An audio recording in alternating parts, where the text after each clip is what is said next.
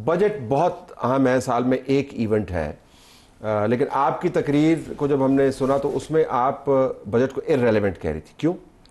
देखिए, तारीख में पहली दफ़ा ये ऐसा हुआ है कि बजट के मौके पर बजट इरेलीवेंट हो जाए। एक तो बजट में वैसे कुछ ख़ास था नहीं, लेकिन फिर भी बजट डिबेट होता है, एक सियासी बड़ा एक मौका होता है। लेकिन चूंकि ख़ित्ता इस वक्त आग उगल रहा है, जैसे मैंने कहा, तो अगर हम होंगे तो बजट होगा, हम जिंदा रहेंगे तो बजट भी बनाएंगे, और पाकिस्तान सलामत रहेगा तो ये मामला चलेंगे, पार्लियामेंट चलेंगी, बजट बनेंगे। लिहाजा मैं ये समझती हूँ कि सबसे पहले तो हमें बजट को छोड़कर हमें इस मामले को डिस्कस करना चाहिए।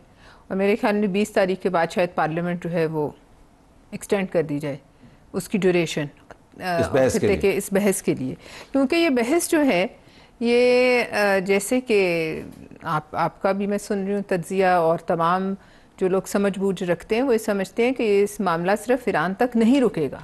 ये मामला ईरान के बाद अगली जो, अगर खुदा न खास्ता ईरान इस जंग में नुकसान उठाता है तो उनका अगला हदफ पाकिस्तान होगा। तो सियासी जो हम कहें चैटर है, हम सहाफ़ियाना चैटर की तो बात कर सकते हैं, तज्जियाती चैटर की बात कर सकते हैं, तो आप अपने कोलीग्स के साथ जब बैठती हैं कैफेटेरिया के अंदर, इंगेजमेंट करती हैं, पार्टी से मैं आगे की बात कर रहा हूँ, क्या वाक़तन ये खदशात जो हैं ये आप जैसे चंद लोगों तक महदूद हैं या अक्रॉस द बोर्ड ये शेयर करते हैं लोग इस किस्म के खदशात? देखिए, जिन लोगों को समझ बूझ है कुछ मामलात की वो शेयर करते हैं, लेकिन जनरली जो लोग हुकूमत में हैं या जो किसी अहम पोजीशंस पे, उन्हें लगता है वो एक, मुझे ऐसे लगता है खुशफहमी में है कि जैसे कुछ नहीं होगा, कि जैसे हमने अभी जो मार्का ज़ाहिर जीता है इंडिया से, उसके बाद शायद ये वाली जुरत जो है ये इजराइल ना करे। लेकिन वो इस बात को डिस्काउंट करते हैं कि इस दफ़ा जो है वो हदफ जो है वो आपका जोहरी प्रोग्राम है, और उसका वो एक आदमी की पूरी ज़िंदगी का, वो अब आज से 10-11 साल पहले का उसका देख लीजिए, नेतन्याहू का इंटरव्यू, उसमें वो इजहार कर चुका है।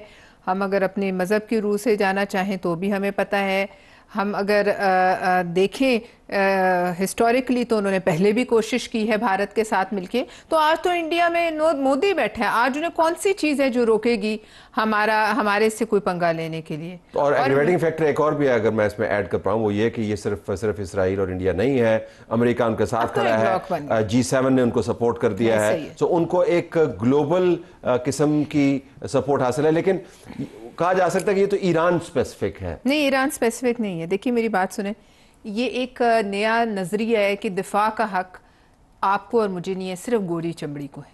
दिफा का हक सिर्फ उन लोगों को है, और दिफा भी वो जो आप कुछ होने से पहले खुद ही उस पर लॉन्च कर दें, और ये उनका एक मजहबी नजरिया है इसराइली ये इस कौम का। मैं सारे यहूदियों को बुरा नहीं कहूँगी, लेकिन जो ज़ायनिस्ट है उनका नजरिया है कि उनकी, वो कहते हैं हमारे नजरिया है कि जो आपसे ज़रा भी मुखासमत रखे उससे पहले आप पढ़ जाएं और उनके बच्चे मार दें, वो आपको अमलीक कहते हैं।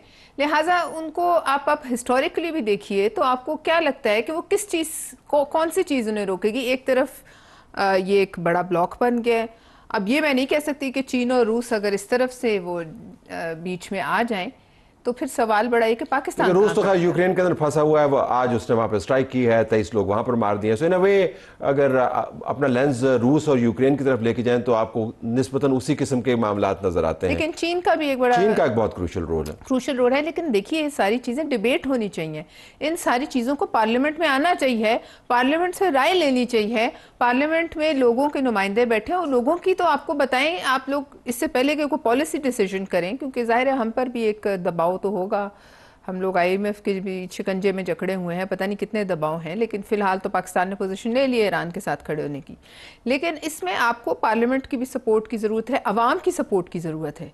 लोग पाकिस्तान में इजराइल को जो है वो अच्छा नहीं समझते, वो इजराइल को शायद भारत से भी ज़्यादा बुरा समझते हैं।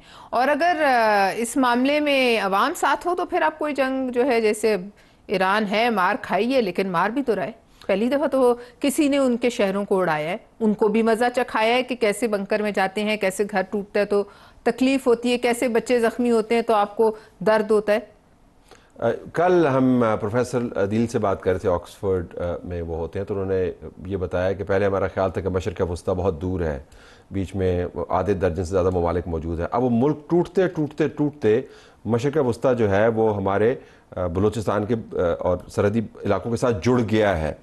ये आपको लगता है कि बहुत बड़ी तब्दीली आई है, कम से कम सोच के अंदर आप कंसीव करते हैं कि इसराइल बिल्कुल साथ, जहाँ से लोग तेल लाते हैं या स्मगल होके निकल के आगे जाते हैं, सफ़र करते हैं तुर्की की तरफ, उसके पार इसराइल मौजूद है, अमेरिका मौजूद है। Very is that on the देखिए, परसेप्शन? सुकड़ता जा रहा है दुनिया सुकड़ती जा रही है, और इसीलिए जो हमने तफरीक की हुई थी नियर ईस्ट, फार ईस्ट, ये वो एशिया, ये सब सुखड़ गया है। और आपके बॉर्डर्स जो है वो मैटर नहीं करते, डिस्टेंसेस भी जो हैं वो शायद इतना कोई मायने नहीं रखते, क्योंकि देख लीजिए बीच में चंद ही तो ममालिक हैं। और उसके अलावा जैसे पहले हम एक थ्योरी पढ़ते थे कि सारे जितने बड़े आज़म में जुड़े थे फिर इस तरह निकल गए, तो फिर जुड़ रहे हैं।